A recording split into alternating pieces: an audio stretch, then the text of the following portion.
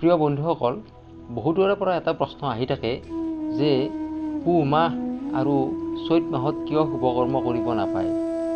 আচলতে নাপায় বুলি কোনো কথা নাই, তথাপিতো বৈদিক নিয়ম অনুসৰি আমাৰ 12টা মাহত 12টা ৰাশি থাকে আৰু বছৰৰ এই মাহৰ সংখ্যা অনুসৰি পুহ মাহ হৈছে 9ম মাহ, 9 নম্বৰ মাহ আৰু চৈত মাহ হৈছে 12শ মাহ অৰ্থাৎ 12 নম্বৰ মাহ।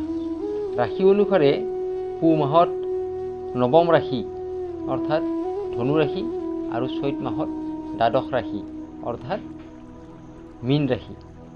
এই দুইটা ৰাশিৰে স্বামী হৈছে বৃহস্পতি আৰু পুহ মাহ আৰু চৈত মাহত এই দুইটা মাহ যিহেতু গুৰু বৃহস্পতিৰ নিজা ঘৰ হয়, সেইবাবে নিজৰ ঘৰত থাকি নিজকে কি আশীৰ্বাদ দিব, সেইবাবে এই দুটা মাহত পুহ মাহ আৰু চৈত মাহত শুভকৰ্ম কৰিব নাপায় বুলি কোৱা হয়।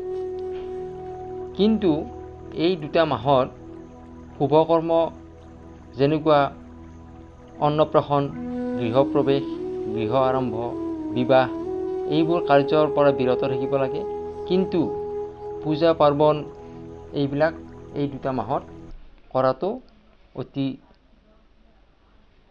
ভাল বুলি বিবেচিত হয়। ধন্যবাদ।